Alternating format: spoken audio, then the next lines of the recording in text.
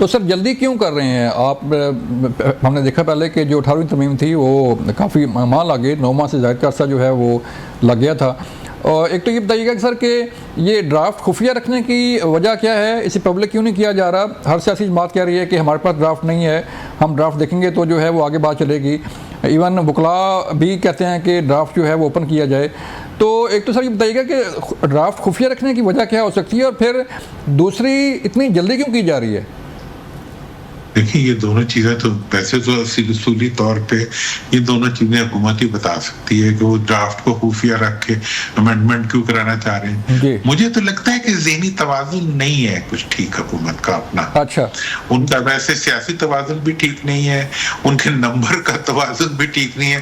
اس کا اثر جو ہے ان کے ذہن تک پھیل گیا ہے، جس کے بعد وہ اس قسم کی بچگانہ حرکتیں کر رہے ہیں.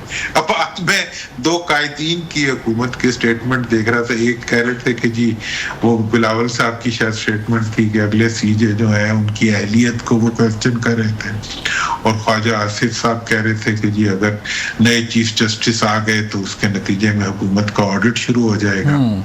بھائی حکومت کا آڈٹ تو ڈیو ہے، حکومت کا آڈٹ کو تو ڈیٹ گزر رہی ہے. 3 مہینے میں یہ آڈٹ ہونا تھا. ابھی تک تو الیکشن کمیشن جو ہے وہ آڈٹ کی بریک کے اوپر بیٹھا ہوا ہے جا کے خود، اور حکومت جو ہے وہ اپنی تمام توانائیاں لگا کے اپنے غیر منتخب فارم 45 کی حکومت بننے کے بجائے 47 کی حکومت کو قائم رکھنے کی کوشش کر رہی ہے.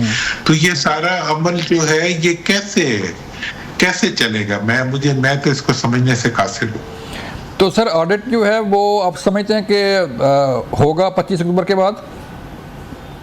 میرا تو خیال ہے آڈٹ کا ٹائم تو گزر رہا ہے، اور آڈٹ تو ہو جانا چاہیے تھا اب تک، آئندہ بھی ہونا چاہیے اور انشاءاللہ ہوگا بھی.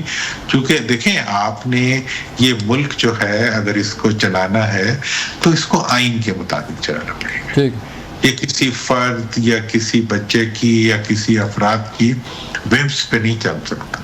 ٹھیک ہے. اس کو آئین اور قانون کے مطابق چلانا پڑے گا، اور اگر آئین کے مطابق چلانا ہے تو آئین کا احترام کرنا پڑے گا. قانون تقاضا کرتا ہے کہ الیکشن کے بعد ٹریبیونلز بننے چاہیے، انڈیپینڈنٹ بننے چاہیے، جو تمام کمپلینٹس جو ان کو ایڈریس کریں. اور پھر اس وقت تو یہ ہے کہ لوگ اب تمام پروفز جو پتن کی رپورٹ آپ کے سامنے ہے، تمام انٹرنیشنل جو ایجنسیز ہیں ان کی رپورٹس آپ کے سامنے ہے. تو اس وقت آپ ایک بہت بڑے حکومت کو اور اس پارلیمنٹ جو اس وقت کی پارلیمنٹ بنائی ہوئی، اس کو بہت بڑے چیلنج ہے کہ وہ عوام کی مرضی کے مطابق جب تک نہیں بنے گی